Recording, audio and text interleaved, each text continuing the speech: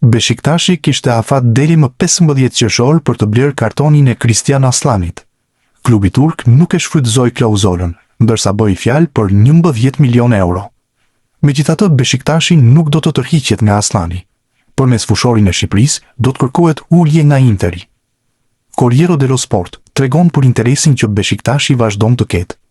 Interi ndërkohë është gati për ta shitur mes fushorin e kombëtares shqiptare. Fakt është se Aslani nuk bën pjesë në planet e trajnerit Kristian Kivu, po ashtu vetë lojtari tregoi se është përshtatur me Beshiktashin. E ardhmja? Nuk e di. Beshiktashi ka të drejtë blerje deri më datë 15. Jam gjetur shumë mirë atje, kam luajtur të gjitha ndeshjet. Shpresoj të rri atje, nuk i dihet. U shpreh Aslani më 3 qershor pas humbjes ndaj Luksemburgut në Air Albania.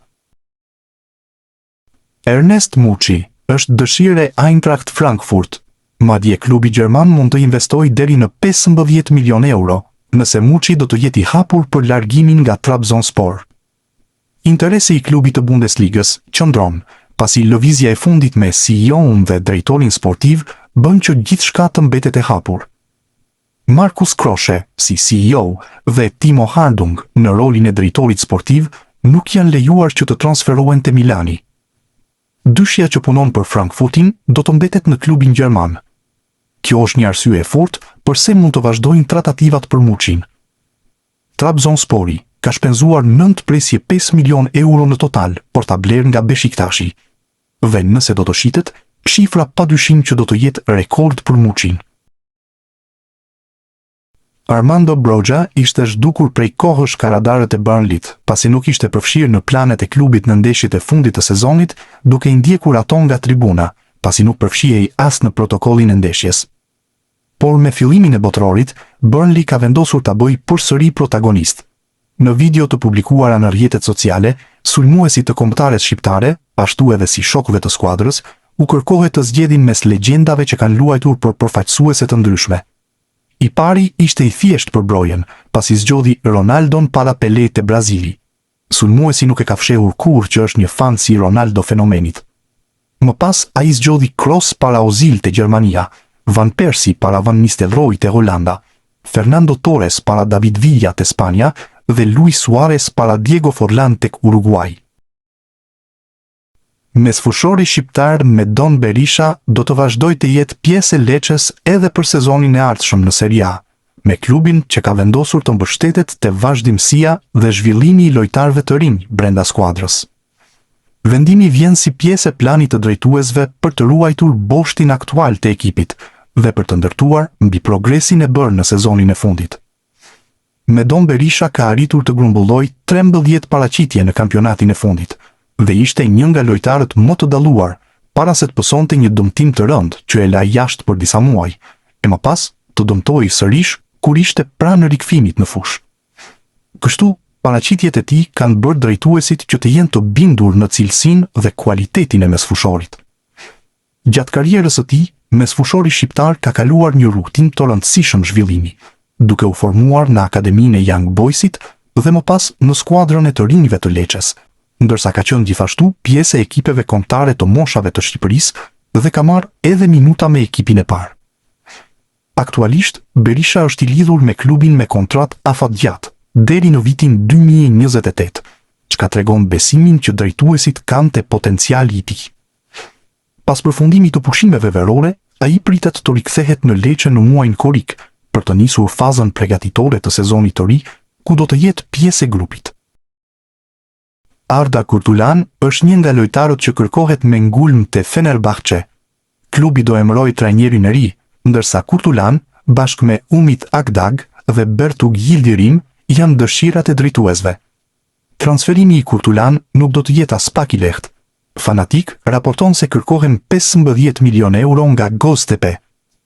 Kurtulan, ndërkohë, shikohet edhe si opsion për kombëtare në të ardhmen.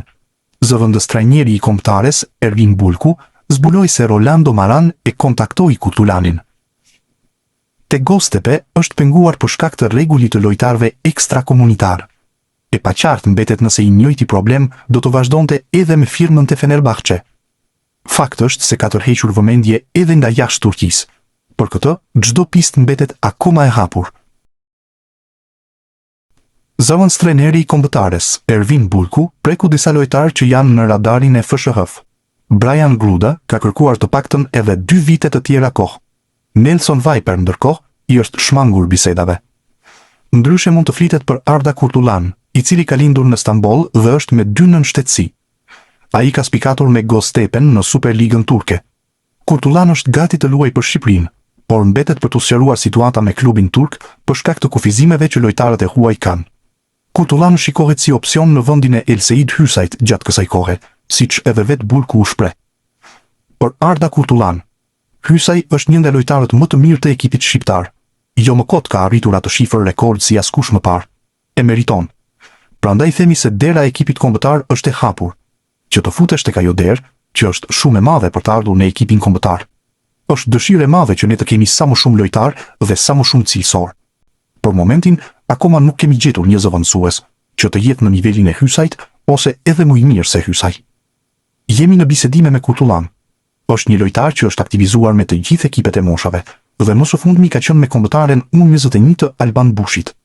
Por biseda e fundit që ka qenë para ndeshjeve miqësore nga trajneri dhe nga ne me babain, me Kurtulan vetë personalisht dhe me menaxherin e tij. Na ka kërkuar sepse ka një problem për çështjen e lojtarëve ekstrakomunitar. Pritet që Kurtulan të ndryshojë skuadër ose të sqarojë skuadrën e tij me klubin ku ndodhet për momentin. Dhe presim dhe shpresojmë shumë që ta kemi në ndeshjet zyrtare, nëse trajneri ynë vendos që ta kemi pjesë të grupit. U shpreh Bulku në emisionin Në shtëpinë e futbollit, por rastin e Kurtulan. Kurtulan vlerësohet aktualisht 7 milion euro në tregun e Transfermarkt. Një shifër që do e vendoste në vendin e 5 në listën e lojtarëve të kombëtares. Por janë interesuar ndo të tjerë edhe Fenerbahçe me Galatasarajin, ndërsa nuk përjashtohet mundësia e transferimit jashtë Turqisë. Ervin Bulku, ndihmës trajner i Maran te kombëtarja shqiptare, ka folur për disa çështje me rëndësi për të ardhmen. Si asnjëherë më parë, Bulku i preku të gjitha prapaskenat me lojtarë që mund të luajnë me Shqipërinë në të ardhmen. Ndër të tjera, shfaqet edhe Adri Mehmeti.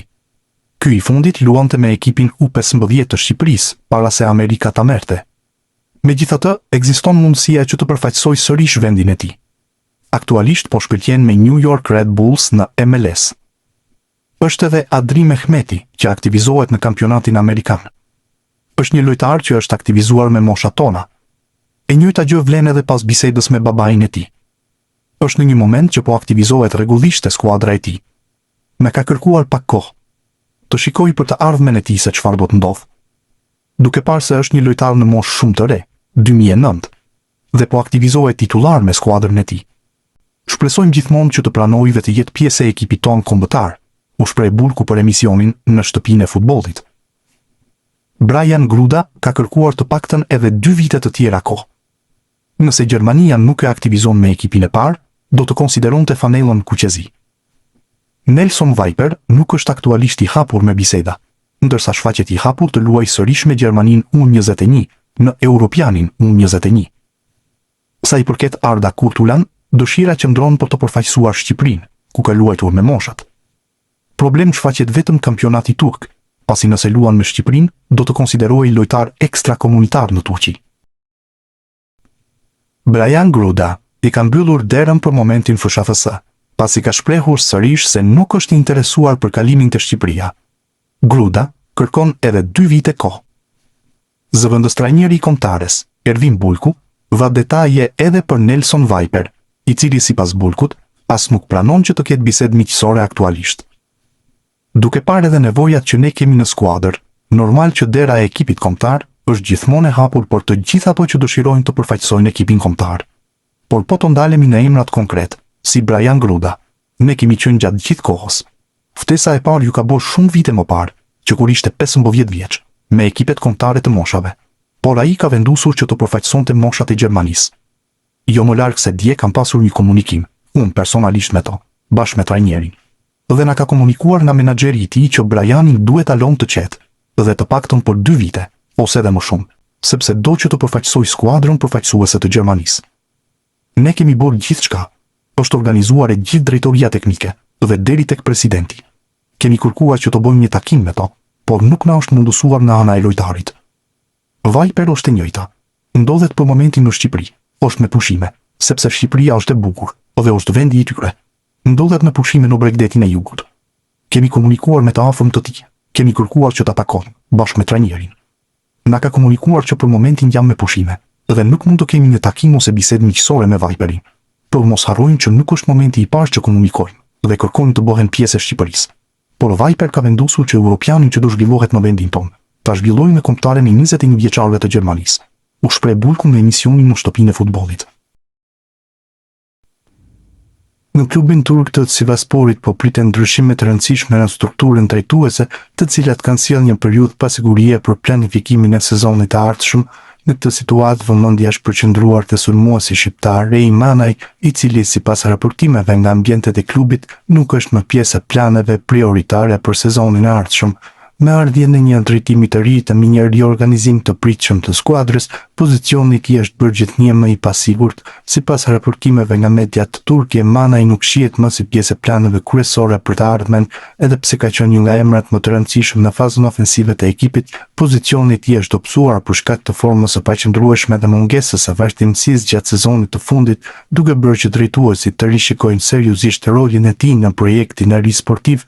Kjo situata shmer i kthen sërish një qendër të vëmendjes sulmuesin shqiptar që iku me shumë polemika nga Sivaspori, por më pas u rikthye sërish në skuadër duke qenë i gatshëm të ujta rrogën. Dëmtimet dhe kostoja. Sezoni i fundit ka qenë i vështirë për Manajin pasi ai është përballur me disa dëmtime që kanë ndikuar drejt për drejt në ritmin e tij të lojës dhe në aftësinë për të qenë konstant në fushë. Këto probleme fizike kanë bërë që ai të mos arrijë nivelin e pritur nga klubi dhe tifozët, duke krijuar një situatë ku performanca e tij nuk ka qenë gjithmonë në përputhje me pritshmëritë e vendosura në fillim të sezonit. Një tjetër element që po ndikon në diskutimet për të ardhmen e tij është kostoja financiare e kontratës së tij, e cila konsiderohet ndër më të lartat në skuadër, në një moment kur klubi synon të ulë shpenzimet dhe të krijojë një balancë më të qëndrueshme ekonomike. Pagat e larta të disa lojtarëve janë kthyer në një çështje të rëndësishme për ristrukturimin e ekipit dhe Manaj është një nga emrat që po shqyrtohet në këtë drejtim. Planet e klubit. Sipas mediave turke, minjëherë pas formimit të bordit të ri drejtues, pritet të zhvillohet një takim me përfaqësuesit e lojtarit ku do të diskutohet ardhmja e tij në mënyrë të drejtë për drejtë. Në këtë takim do të analizohen të gjitha opsionet e mundshme duke përfshirë vazhdimin e bashkëpunimit ose një zgjidhje të kontratës nëse palët nuk arrin një marrëveshje për kushtet e reja. Në ambientet e klubit po forcohet gjithnjë më shumë ideja se largimi i sulmuesit shqiptar është një skenar i mundshëm, sidomos nëse nuk gjendet një kompromis për aspektin financiar dhe rolin e tij në skuadër. Megjithatë, vendimi përfundimtar pritet të merret vetëm pasi të stabilizohet plotësisht struktura drejtuese e klubit dhe të përcaktohet qartë projekti sportiv për sezonin e ardhshëm, duke e lënë kështu të hapur të ardhmen si për Sivasporin, ashtu edhe për Rei Manajin. Ditët e merkatos pritet të jenë të nxehta për sulmuesin ndoshnjar, i cili shpeshherë ka qenë protagonist në klube të ndryshme. Manaj ka qenë padyshim një nga lojtarët më të suksesshëm dhe me Shqipërinë dhe kola shënuese kuqezimve, megjithse në ndeshjet e fundit mungoi për shkak të dëmtimi. Sulmuesi lushnjar kujtohet për golin e realizuar në Leskovsk kundër Serbisë në fitoren e madhe 0-1 të kuqezimve.